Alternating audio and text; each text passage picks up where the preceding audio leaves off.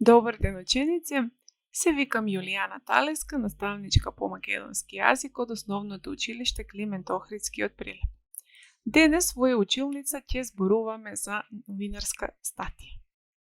На овој час ќе зборуваме за медиуми, медиумска писменост, зошто медиумската писменост е важна за нас, како изгледа една новинарска статија, како можеме неа да ја напишеме. Тоа ќе го научиме низ примери од новинарски статии и низ примери од проектната настава која што оваа година ја работев со моите ученици.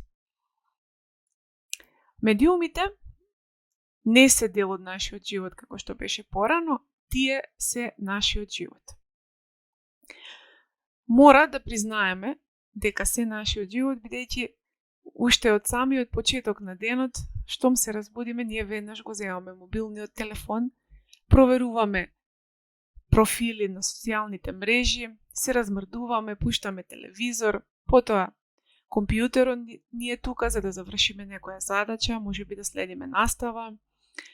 Во текот на денот сакаме да се релаксираме, па играме на PlayStation или на Xbox. И така, целиот ден ни поминува околу и со медиумите. Медиумот е посредник, средство или канал низ кој циркулира информацијата. Тоа е средство за комуникација. Него го користиме кога сакаме да комуницираме индиректно со други луѓе.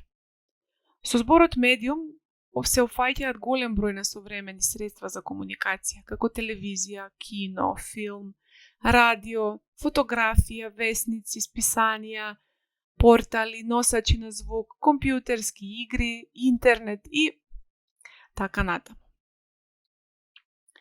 Она што е многу важно и што денес нам ни е потребно е медиумската писменост. Големото присуство на медиумите ја создава таа потреба ние да бидеме медиумски писмени. За жал, денес не можеме да се пофалиме со фактот дека сме медиумски писмени. Особено тоа можеме да го видиме од честите непроверени информации кои проследуваат особено на социјалните мрежи. И тоа создава паники, грижи, теории на заговор, недоразбирања и сето тоа е производ на нашиот низок степен на медиумска писменост.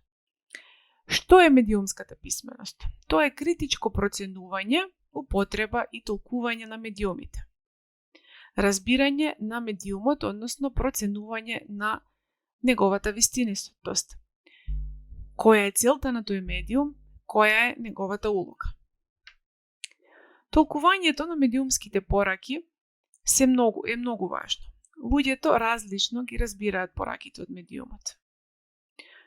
Можеме, например, да земиме пример со една реклама за чипс, во која што кога возрасен човек ја гледа, знае дека можеби чипсот на вистина е вкусен, но не е здрав за јадење, не барем многу често, а детето ќе ја разбере многу наивно рекламата и ќе верува во сето што е пласирано во неа, и кога ќе појдеме во продавница, ќе го препознае тој чипс и по секоја цена ќе сака да го има. Оно што е исто така многу важно за да се биде медиумски писмен е да се препознае лажната вест или да се провери таа вест дали е вистинита или не. Значи потребна е процена, знаење и правилно користење на медиумот. И зошто сето тоа ни е потребно? Тоа развива кај нас вештина за користење и толкување на медиумите. Не оспособува да ги толкуваме медиумските пораки со кои се среќаваме во секојдневниот живот. Не овозможува да ја препознаеме лажната вест или да истражиме дали тоа што е кажано е навистина точно. Така размислуваме критички и имаме своји ставови врз основа на тоа што го читаме или го гледаме. Медиумски писмен човек е исто како некој кој знае да чита со разбирање или знае да пишува. Бидејќи ние денес ќе зборуваме за новинарска статија, тука само ги наведов новинарските видови кои што ги споменуваме во наставната програма македонски јазик од 6 до 9 одделение. Некои од нив веќе се учени и вие можеби ги препознавате.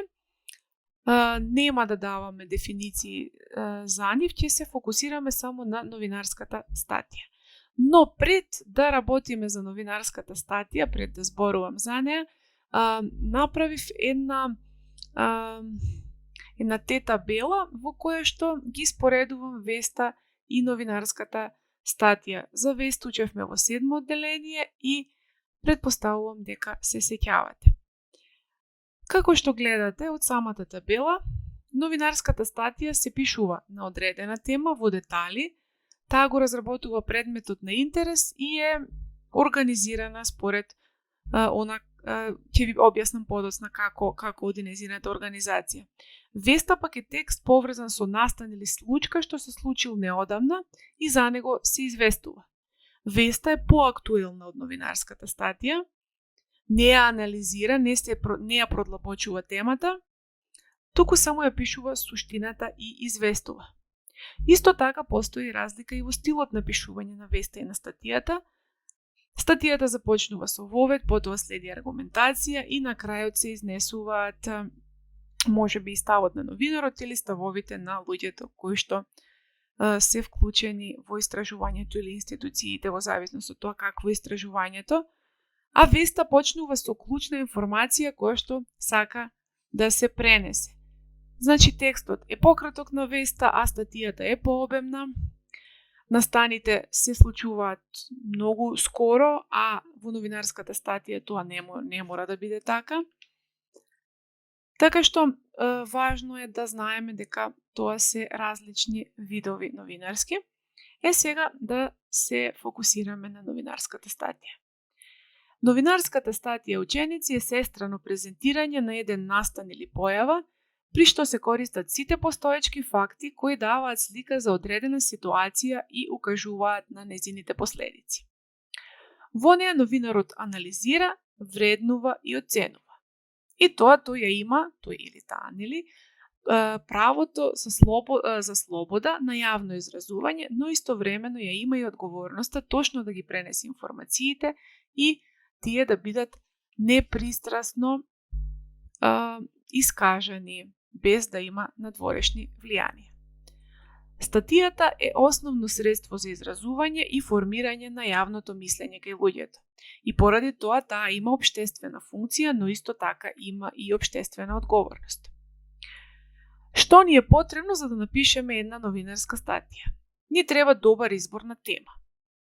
Темата е она што може да ги заинтересира луѓето. Треба да ја познаваме проблематиката за таа тема. Значи, ако не ја познаваме, многу добро да истражиме предходно, па потоа да земеме да пишуваме. Треба да имаме информации, да откриеме работи поврзани со темата. Тие информации мора да ги користиме соодветно. Да ги обезбедиме фактите и податоците и сето тоа да го напишеме на јазик и стил кој што ќе биде лесен, едноставен, за да може читателот да го разбере. Структурата на новинарската статија е вовед, разработка и заклучок. Воведот е почетниот дел во кој што се укажува мотивот и идејата за да се работи таа статија, кратко, ударно, во кратки црти, најважното се кажува, се поставува самата теза и се навестува мислењето. Разработката е централниот дел всушност на новинарската статија во која што имаме развивање на тезата. И тука новинарот ги пласира сите своји истражувања. Фактите, документите, аргументите.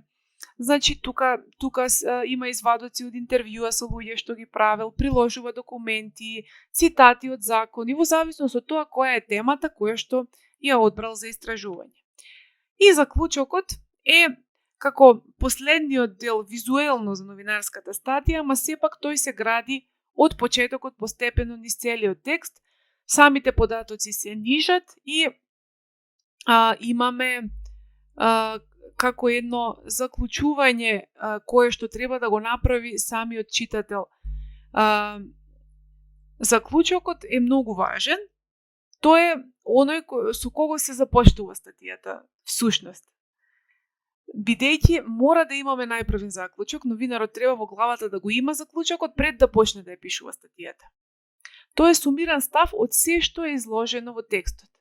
И не треба да биде наметнат, туку треба да се остави простор кога читателот чита да може да размисли со своја глава или можеби да истражува уште малку повеќе, да го поттикне во тоа да види проблемот каков е, дали може да се реши или тоа што го кажува новинарот, дали е навистина така. Информациите и фактите во новинарската статија се предмет на анализа и оценување. Како ги користи новинарот е клучно. Значи, не треба да има премногу информации и факти. Значи, не треба да биде пренатрупано. Треба се да биде јасно напишано, соодветно и информациите и фактите да не бидат извртени. Тие треба да бидат вистински употребени онака како што се. Да не се манипулира со нив. Јазикот и стилот треба да биде едноставен. Мислата да биде јасна и чиста. Значи, да се одбегнуваат нејасни странски зборови, да се избегнуваат реченици со многу фрази, бројки, нејасни мисли, секогаш да се има предвид публиката на која што се обраќаме. Новинарската статија треба да содржи наслов кој што ќе биде јасен, краток, прецизен. Наслов кој што ќе го улови читателот. Кога ги листаме весниците, ние се фаќаме за насловот. Најпрво го читаме насловот. Ако не заинтересира насловот, читаме понатаму. Да има главна вест, да има проблем кој што се истражува, анализа на тој проблем и нормално тука се изворите кои што можат да бидат разновидни, интервјуа, анкети, закони, статии поврзани со темата, документи, лични сведоштва на жртви или на луѓе кои што биле вклучени, на сведоци и така натаму. Овде, ученици, имаме врска до една новинарска статија "Децата жртви на родителите и институциите". Ова е новинарска статија од новинарот Сунаи Сабриевски. Ви предлагам тука да го заприте часот и да ја отворите статијата и да ја прочитате. Бидејќи таа ќе ни биде пример како изгледа една новинарска статија. Се надевам дека статијата ви се допадна и можеме сега да зборуваме малку повеќе врз основа на самата статија. Значи, во воведот на статијата ја имаме идејата, односно мотивот, што го мотивирало новинарот да пишува. Тоа се малолетничките бракови. Сега новинарот ја поставува тезата, како што кажавме во самиот вовед, со тоа што сака да го представи проблемот. Проблемот е дека младите луѓе од ромската етничка заедница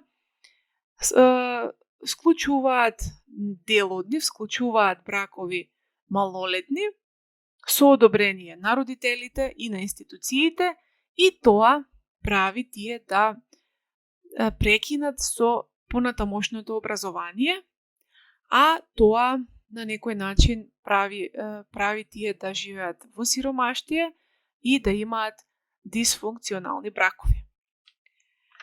Во разработката новинарот прави анализа и докажува она што го потенцира на самиот почеток. Клучните работи во самата статија се дека има малолетнички бракови во ромската заедница во Прилеп, дека институциите и родителите од тие деца не преземаат ништо поврзано со тоа и дека брачните малолетни другари не продолжуваат со образование. Значи, ова се стожерните работи кои што се образложуваат во текот на самата статија, како што прочитавте и видовте. Изворите кои што ги користел Сабриевски се разговори со жртви кои што се предвреме во брак, родители на жртви на деца кои што се предвреме во брак. Имаме консултации со магистар по правни науки, разговарано и со директорка од основно училиште, каде што имаме ученици кои што учеле во училиштето, но поради тоа што стапиле во брак, го прекинале образованието. Центарот за социјална работа, Хелсиншки комитет, Министерство за труд и социјална политика, Сабриевски се обратил и до основните судови, правил и теренски истражувања не само во Прилеп, туку и во Битола, Струмица, Скопје и Велес, и ги консултирал законите за основно и средно образование. Значи, гледате, тоа е многу работа и верувам дека потрошил и многу време за да ја заврши целосно онака како што ја прочитавте и како што изгледа. Како тој истражувал? Ги посетувал институциите, испраќал писма, правил интервјуа со луѓето, разговарал со родителите на малолетниците, ги читал законите, ги толкувал законите со правниците, значи барал помоши од професионалци и сето тоа му овозможило да ја напише новинарската статија. Значи, како што гледате, новинарската статија е еден долгорочен процес и не е потребно само да имаш афинитети кон пишувањето, туку треба да имаш и истражување и анализа на проблемот кој што си го избрал за кој што сакаш да пишуваш. Сега, ученици, убаво е да споделиме со вас една наша работа, односно еден наш проект кој што го завршивме во оваа пандемиска година со моите ученици од 9-то одделение, 4 класа. Работевме на новинарска статија, проект новинарска статија. Токму новинарот, чија што статија сега ја коментиравме, Сунаи Сабриевски, беше дел од нашиот час и ни покажа и не научи како се пишува новинарска статија, па потоа моите ученици во улога на новинари направија 4 новинарски статии. Врската до статиите ги имате тука, а ние ќе зборуваме накратко како учениците сработија една од тие статии. Тоа е статијата колку учениците од основните училишта ги читаат лектирите. Значи, моите ученици се организираа на тој начин што ја одбраа самите оваа тема и изворите што ги користеа за истражување беа интервјуа на библиотекари од сите основни училишта од Прилеп. Тие интервјуа ги правеа лично или преку електронска пошта. Направија интервју со вработен во градската библиотека Борка Талески. Чинам дека беше и тоа во живо интервју со запазување на сите мерки, нели, поради пандемијата. Интервју со наставници по македонски јазик, тоа го правеа на Вибер. Интервју со наставници од одделенска настава, значи на телефон. Анкета со родители, ученици и наставници, значи 3 типа на анкети направија на Microsoft Forms и разговараа со вработени од трите прилепски книжарници Просветно дело, Бамби и Викели. Како се организираа моите ученици? Избраа уредник најпрвен или уредници, имаше и по 20 уредници во одделение. Доброволно се пријавија ученици кои што беа во улога на новинари, па уредникот заедно со мене, уредниците, значи заедно со мене, ги поделивме задачите на учениците новинари и сите ученици знаеа што треба да прават, значи каде и со кого треба да разговараат, да интервјуираат, да истражуваат, и имаше ученик кој што одбираше фотографии кои што ни беа потребни за дизајн на конечниот текст, кој што можете да го видите на врската што ја поставив. Направете и вие, обидете се, изберете една тема, истражувајте за неа, направете анкета, интервјуирајте некој кој што е поврзан со темата, потоа изберете соодветни фотографии, сето тоа сработете го во еден документ и објавете го на интернет. Она што треба да го заклучиме од овој час е дека статијата е новинарски вид кој зборува за интересни теми и одговара на темелни новинарски прашања. Статијата секогаш треба да почне ударно, со силна изјава или со уверлива статистика. Новинарската статија има вовед, разработка и заклучок. Таа негува чиста и јасна мисла и едноставен речник. Прикажува некој проблем го анализира и го изложува, со што прави луѓето да размислуваат, да дискутираат и да дебатираат. Се надевам дека научивме нешто повеќе за новинарска статија и дека ќе разбуди кај вас можност некоја да можеби во иднина да станете новинари или да се обидете во таа област. Имајте убав ден. Пријатно.